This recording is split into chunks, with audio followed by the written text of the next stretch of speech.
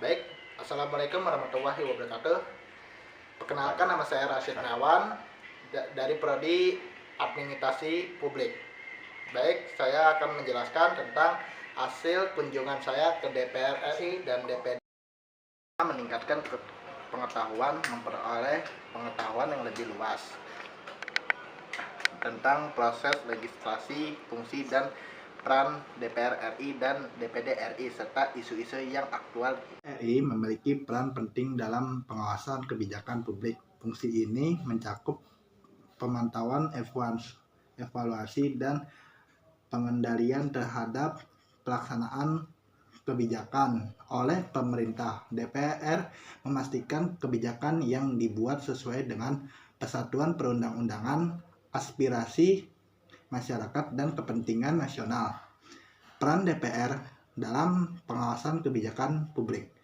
Yang ketiga, pengawasan pelaksanaan undang-undang. Yang keempat, DPR pengawasan apakah kebijakan yang dibuat pemerintah telah sesuai dengan undang-undang yang telah ditetapkan. Yang kelima, pengawasan pelaksanaan APBN. Yang keenam, DPR memiliki peran. Pentingnya pengawasan. Pengawasan yang dilakukan DPR saat penting untuk menjaga keseimbangan antara kekuasaan eksekutif dan legislatif, serta untuk memastikan bahwa kebijakan publik yang dibuat oleh pemerintah benar-benar berpihak pada kepentingan rakyat. Pentingnya pengawasan DPR RI terletak pada peran dalam memastikan pemerintah menjalankan sesuai dengan hukum, efektif, dan bermanfaat bagi rakyat. Melalui fungsi pengawasan, DPR RI memantau pelaksanaan undang-undang, anggaran, dan kebijakan pemerintah, serta memastikan transparansi dan akuntabilitas dalam pengelolaan keuangan negara. Dasar hukum. Yang pertama, mengatur tentang pemilihan anggota DPR, susunan DPR, dan sidang DPR. Yang kedua, pasal 20 menetapkan DPR sebagai penegak kekuasaan, membentuk undang-undang, serta mengaku pembalasan dan pengesalahan rencana undang-undang. 20A menjelaskan fungsi legislasi, anggaran, dan pengawasan DPR. 21 tentang pasal 21 tentang mengatur hak anggota DPR untuk mengajukan usul rencana undang-undang. 22 mengatur ketentuan lebih lanjut tentang hak DPR dan hak anggota DPR. Serta 22A mengatur tentang tata cara pembentukan undang-undang. 22 menjelaskan syarat-syarat dan tata tertib perberhentian. Ada pembahasan masalah DPR RI dan DPD RI. Yang pertama, keterbatasan fungsi dan kewenangan DPR RI dan DPD RI. Memiliki fungsi dan kewenangan untuk terbatas dalam bidang legislasi, pengawalan, dan pertimbangan. Yang kedua, keterbatasan dalam pengawasan. DPD RI hanya dapat memberikan masukan kepada DPR sebagai bahan pertimbangan dalam pengawasan pelaksanaan undang-undang. Yang ketiga, kurangnya kewenangan untuk meminta keterangan. DPD RI tentang memiliki hak untuk meminta keterangan dari pejabat negara atau pemerintah seperti dimiliki oleh DPR. Solusi. Yang pertama, revisi undang-undang. Perlu dilakukan revisi undang-undang untuk memperluas fungsi dan kewenangan DPD RI. Yang kedua, kerjasama dengan DPD RI perlu meningkatkan kerjasama dengan DPR untuk memastikan bahwa kepentingan daerah terwakili dalam proses legislasi dan pengawasan. Yang ketiga, pentingnya pengawasan. DPR RI dapat meningkatkan kapasitas melalui pelantikan dan pendidikan untuk meningkatkan kemampuan mereka dalam menjalankan fungsi dan kewenangannya. Harapan yang pertama, pentingnya pengetahuan. Meningkatkan pengetahuan tentang proses legislasi, fungsi dan peran DPR RI dan DPD RI, serta isu-isu yang dihadapi di Indonesia. Yang kedua, pemahaman yang lebih baik. Memperoleh pemahaman yang lebih baik tentang sistem politik Indonesia dan peran lembaga legislatif dalam proses pembangunan negara. Yang ketiga, kesadaran politik yang lebih tinggi. Meningkatkan kesadaran politik dan pasifisme. Untuk DPR RI. Yang pertama, meningkatkan pengetahuan. Meningkatkan pengetahuan tentang proses legislasi, fungsi dan peran DPR RI dan DPD RI, serta isu-isu aktual yang dihadapi di Indonesia.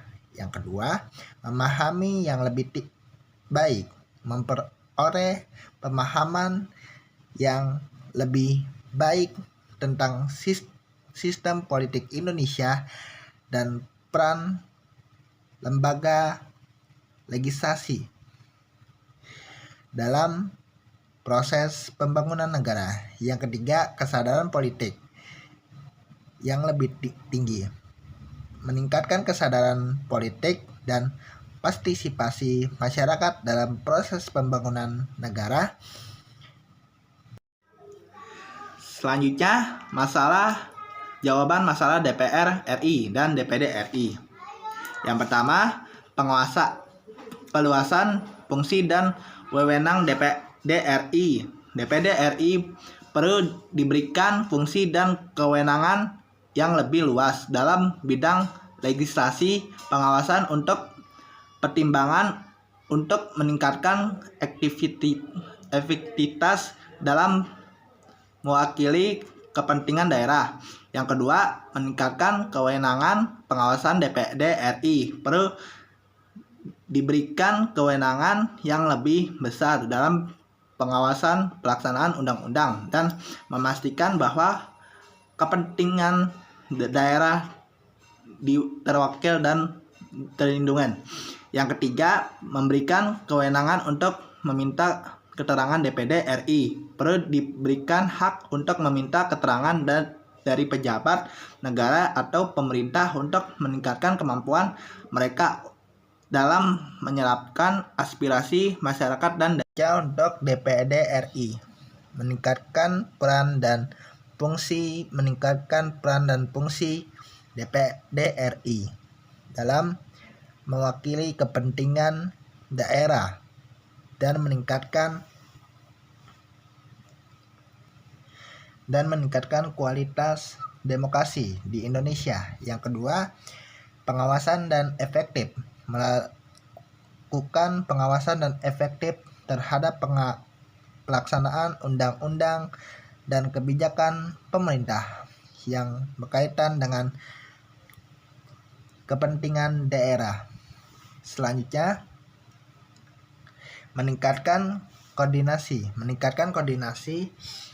dengan DPR RI dan pemerintah untuk memastikan bahwa kepentingan daerah terwakili dalam proses legislasi dan pengawasan. Dan yang terakhir, meningkatkan kapasitas DPR RI melalui pelatihan dan Ibnu Khaldun. Yang pertama, meningkatkan kerjasama akademi antara DPR RI dan DPD RI dengan kampus Universitas Ibnu Khaldun untuk meningkatkan kualitas pendidikan dan penelitian. Yang kedua, perkembangan kurikulum yang relevan dengan kepentingan DPR RI dan DPD RI seperti pendidikan politik, hukum, dan pemerintah. Yang ketiga, magang dan praktikum. Penyediaan kesempatan magang dan praktikum bagi mahasiswa Universitas Ibnu Khaldun di DPR RI dan DPD RI untuk meningkatkan pengalaman dan keterampilan mereka. Yang keempat, pengembangan sumber daya manusia. Meningkatkan pengembangan sumber daya manusia di DPR RI dan DPD RI melalui pelatihan dan pendidikan yang berkualitas. Yang keenam, konsultasi dan advokasi. Peningkatkan konsultasi dan advokasi antara DPR RI dan DPD RI dengan kampus Universitas Ibnu Khaldun untuk meningkatkan kualitas kebijakan dan legislasi. Yang terakhir, pengembangan proses studi. Pengembangan proses program studi dan relevan dengan kebutuhan DPR RI dan DPD RI seperti program studi ilmu politik, hukum, dan pemerintah. Yang kedelapan, meningkatkan kualitas demokrasi. Meningkatkan kualitas demokrasi di Indonesia melalui pendidikan dan penelitian yang berkualitas di kampus Universitas Ibnu Khaldun. Selanjutnya, penutup. Dengan demikian, kunjungan belajar kami ke DPR RI dan DPD RI telah memberikan pengalaman yang berharga dalam meningkatkan pengetahuan tentang proses legislasi dan politik di Indonesia.